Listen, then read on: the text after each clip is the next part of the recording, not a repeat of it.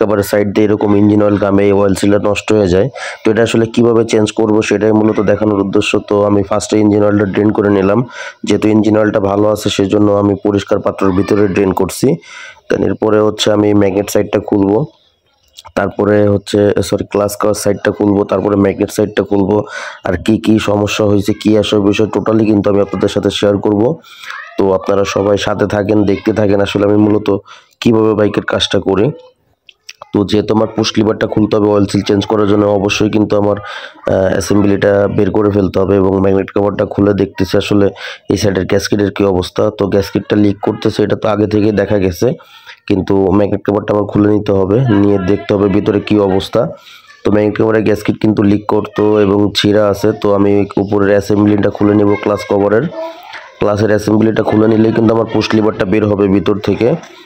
তো আমি অ্যাসেম্বলি খোলা শেষ, এখন কিন্তু আমি পুশ লিভারটা খুব সুন্দরভাবে বের হয়ে যাচ্ছে। এবং পুশ লিভার বেরোনোর পরে পুশ লিভারটা খেয়াল করে দেখলাম যেখানে হচ্ছে পুশ রডের সাথে খেলে সেখানে কিন্তু একটু খায় গেছে। তো এটা আমি চেঞ্জ করে দেবো, কারণ এটার দাম খুবই কম। এবং এটার যে লকটা আছে লকটা আমি বের করে নিচ্ছি। দেন তারপরে হচ্ছে এখানে যে অয়েল সিলটা মূলত নষ্ট হয়েছে পাল্টানোর জন্য খোলা, সেই অয়েল সিলটা বের করে নিচ্ছি। অয়েল সিলটা কিন্তু নষ্ট হয়ে গেছে, যার কারণে কিন্তু ইঞ্জিন অয়েলের দিক দিয়ে ঘামতো বা লিক করতো। এবং অয়েল সিলটা নতুন যে একটা অয়েল সিল নিয়েছি, অয়েল সিলের দাম 35 টাকা। অয়েল সিলটা কিন্তু আমি এটা এখানে লাগাই দিচ্ছি। তো এটা লাগানোর জন্য কিন্তু আমার হচ্ছে একটা ইয়া নিতে হবে, কি বলে, একটা সকেট দিতে হবে। সকেট দিয়ে কিন্তু উপরে প্লাস্টিকের হাঁটু দিয়ে আস্তে আস্তে টোকা দিয়ে কিন্তু আমি এটা লাগাবো। এবং যে রডটা আছে পুশ লিভারটা, এই পুশ লিভারটা কিন্তু খাইয়ে গেছে, আমি বারবার দেখাচ্ছি আপনাদের। এবং যে পুশ রডটা আছে সেটা কিন্তু আমার ভালো আছে। তো এটা আমি প্লাস্টিকের হাতুড় দিয়ে কিন্তু আস্তে আস্তে টোকা দিয়ে কিন্তু এটা ভিতরে ঢোকাই দিচ্ছি, মানে যে যতটুকু যাবে ভিতরে ততটুকু কিন্তু দিয়ে দিতে হবে। এবং উপরে লকটা লাগাই নিচ্ছি। লাগানোর পরে কিন্তু আমি পরে পুশ লিভারটা ঢোকাবো। তবে পুশ লিভার নতুন একটা যেহেতু নিয়েছি, পুশ লিভারের দাম খুবই কম, মাত্র 250 টাকা। এই জন্য মূলত এটা আমি চেঞ্জ করে দিচ্ছি। তো এটার মাথাটা হচ্ছে খেয়ে গেছে, নষ্ট হয়ে গেছে। তো এটার সাথে ভিতরে যে স্প্রিংটা আছে স্প্রিংটা ভালো আছে, যার কারণে স্প্রিংটা থাকবে। শুধুমাত্র হচ্ছে আমি লিভারটা চেঞ্জ করে দিচ্ছি এখানে। তো লিভারটা ঢোকানোর পরে কিন্তু এখানে কিন্তু একটা অ্যাডজাস্টমেন্টের একটা মাপ আছে, যদি অ্যাডজাস্ট ঠিক না থাকে সেক্ষেত্রে কিন্তু গাড়ির ক্লাচ প্লেট খুব দ্রুত নষ্ট হয়ে যায়। তো এই জন্য আমি এটার যে অ্যাডজাস্ট আছে সেটা কিন্তু খুব সুন্দরভাবে করে নিতে হবে। তো ফার্স্টে হচ্ছে আমি পুশ রড লাগাবো, তারপরে বল দিব এবং অ্যাসেম্বলিটা বসায় উপরে যে 4টা নাট আছে স্প্রিং সহ এগুলো লাগাবো। লাগানোর পরে কিন্তু অ্যাডজাস্টটা করতে হবে। তো সাথে থাকেন, দেখেন আসলে এত লং টাইম ভিডিও আসলে ওইভাবে কথা বলার মতো কিছু নাই, জাস্ট দেখতে হবে, দেখলে আপনারা অনেকে অনেক কিছু বুঝতে পারবেন। তো কিভাবে আমরা সেট আপ করি সেটাই মূলত আসলে আপনাদের দেখানোর উদ্দেশ্য, বা কিভাবে কাজ করি সেটাই মূলত আপনাদের দেখানোর উদ্দেশ্য ছিল আমার এই ভিডিওতে। তো জানি না কে কতটুকু বুঝতে পারতেছেন। তো সমস্যা নাই, আপনারা দেখতে থাকেন ভিডিওটি এবং কিছু শিখতে না পারলেও জিনিসটা দেখেন আসলে আমরা কিভাবে কাজ করি বা আমি কিভাবে কাজ করি। তো এখানে যে অ্যাডজাস্টমেন্ট, এটা যে তীর চিহ্নটা আছে, এটা যে উপরে একটা মাথা আছে, এটার সাথে কিন্তু এটার অ্যাডজাস্ট থাকতে হবে। দেন তারপরে কিন্তু আমি ক্লাস অ্যাডজাস্ট করার পরে দেখলাম হ্যাঁ ক্লাস খুব সুন্দর মতো কাজ করতেছে, বাট এটা অনেকদিন চলবে, ভালো থাকবে। তো ক্লাস কভার লাগাই নিচ্ছি। ক্লাস কভার লাগানোর পরেই কিন্তু আমি ম্যাগনেট কভারের যে গ্যাসকেটটা আছে সেটা চেঞ্জ করে একটা আঠা দিয়ে পরে ওটা লাগাবো, যেহেতু ম্যাগনেট সাইডে একটু লিক করার তো আগে থেকে আমি ভিডিও শুরু থেকে দেখাইছি। তো ম্যাগনেট কভারের যে গ্যাসকেটটা আছে এটা নতুন দিব, কিন্তু উপরের যে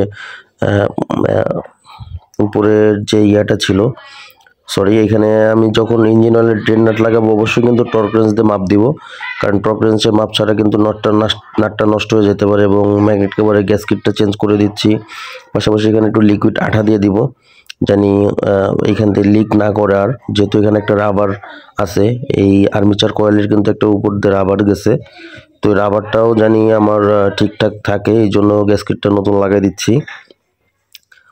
তো গ্যাসকেট লাগানো শেষ হলে কিন্তু ম্যাগনেট কভারটা বসাই দিব।